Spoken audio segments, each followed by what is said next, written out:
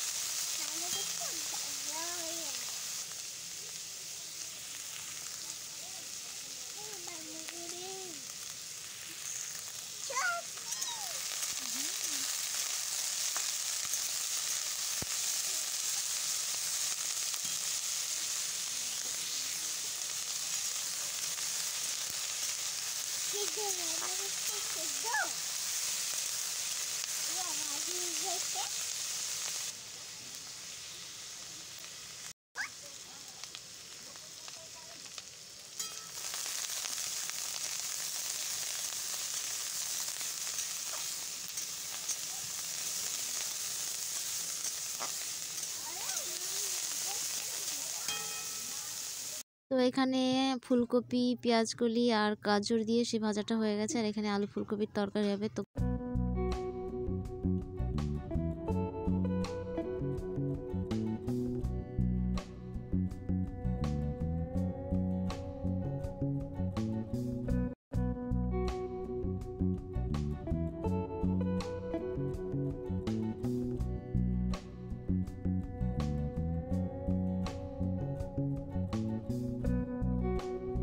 তো এই যে রান্না বান্না হয়ে গেছে, বাবুকে স্নান করানো হয়ে গেছে। এখন যাচ্ছি একটু বাইরে রোদ পোয়াতে, মানে আজকে মেঘলা মেঘলা, সেরকম রোদ নেই। তো বাইরের দিকে যাই একটু। তো চলো বাইরে থেকে একটু ঘুরে আসি। যেন মনে হয় সাগর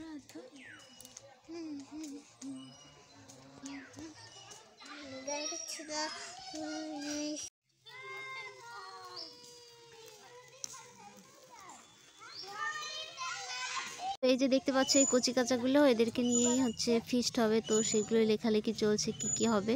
তো পরের ভিডিওতে তোমরা দেখতে পাবে। তো চলো ভিডিওটা এই পর্যন্তই করলাম। সবাই ভালো থেকো, সুস্থ থেকো, টাটা।